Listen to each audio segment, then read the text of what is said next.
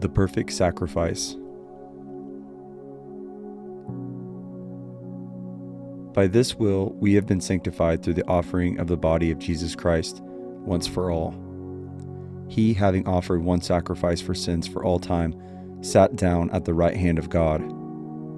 Hebrews 10:10 and 12. Humans in every culture throughout history have contrived methods for denying, ignoring, or attempting to remedy our fundamental problem, sin. Sacrifice is a common historic theme, whether expressed through the shedding of animal or human blood, or through the forfeit of wealth, time, or other resources and philanthropic generosity. But none of these efforts ever removed a single sin from a single tarnished soul. Only the sacrifice provided by God Himself can bestow on us the true righteousness we need. Christ's unique sacrifice was effective for several reasons, which we will examine over the next 2 days. As we noted earlier, in eternity past, God the Father made a covenant with God the Son in which He would give the Son a unique gift in the form of a redeemed humanity, who would forever praise and glorify Him. To effect this promise, however, God could redeem fallen humanity only by sending His Son to earth to die.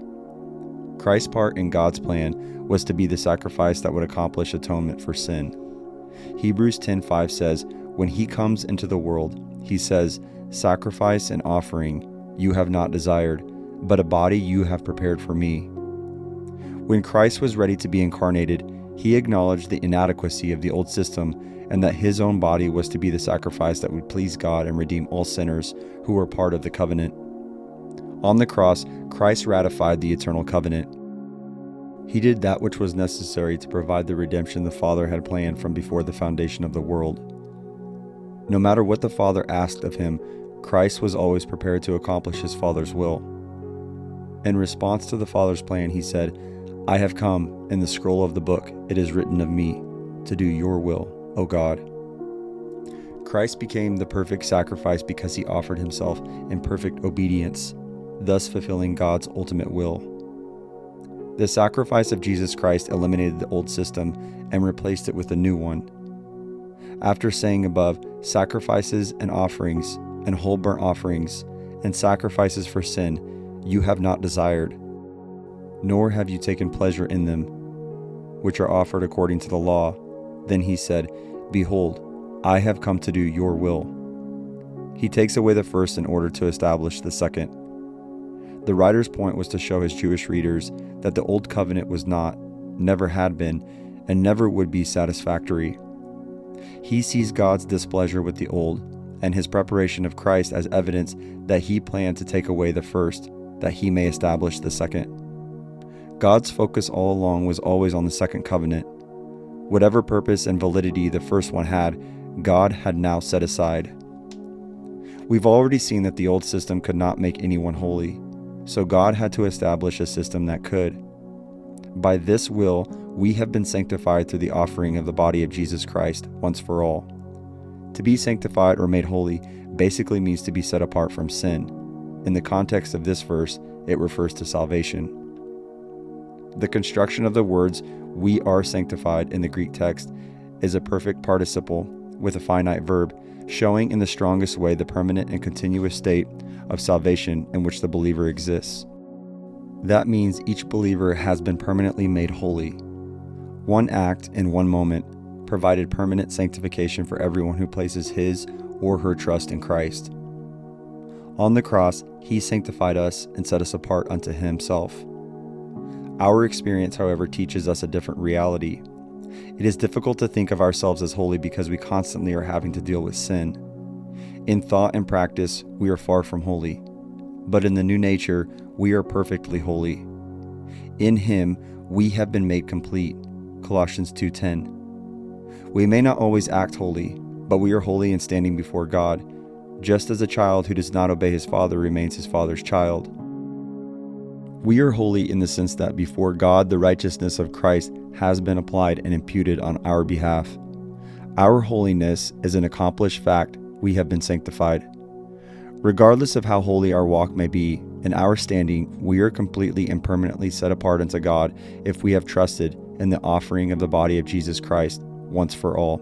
Hebrews 10:10. What the other covenant could not do, remove sin, the new covenant in Christ can. Every priest stands daily ministering and offering time after time the same sacrifices, which can never take away sins. But he, having offered one sacrifice for sins for all time, sat down at the right hand of God. The Levitical priesthood consisted of 24 orders, and in each of those orders, hundreds of priests took turns serving at the altar. According to verse 11, the priests always stood while offering the sacrifices because their work was never complete, and their service of these continual sacrifices occupied them daily. In spite of their numbers and their ongoing efforts, not one of them could make an effective sacrifice for sin. You would assume that if any member of the priesthood could make an effective offering for sin, the high priest could. Once each year, on the Day of Atonement, he would enter the Holy of Holies to make a sacrifice on behalf of his people. On that occasion, he would sprinkle blood on the mercy seat, symbolizing the payment of the penalty for his own sins and the sins of the people. But that yearly act, although divinely prescribed and honored, had no power to remove or pay the penalty for a single sin. It could only point to the merciful and faithful high priest who would make propitiation for the sins of the people. Propitiation carries the basic idea of appeasement or satisfaction. Jesus Christ was the one priest whose sacrifice was perfectly and permanently effective in appeasing the wrath of God because he paid the penalty for sin by the sacrifice of himself. Hebrews 9:26. He was offered once to bear the sins of many. He then sat down at the right hand of God. Hebrews 10:12. Because he completed his sacrifice, having removed the sins of believers for all time. Some things can never be reproduced, and the sacrifice of Christ is certainly one of them. It's possible, for example, to reproduce poor art or even poor music, but if someone were to ask you to duplicate a Rembrandt, write a symphony like Beethoven, or to write a blank verse like Shakespeare, or the hexameters of Homer's Iliad, you could not do it. They are masterpieces, and as such, stand alone, and those are just examples from the human realm. Beyond those examples, the sacrifice of Christ is the masterpiece of the ages. It cannot be reproduced or repeated, nor should it be, for it removed the sins once for all on behalf of those who believe. We have the amazing privilege of living in that reality as we gaze upon the wonder of wonders, the cross of Jesus Christ.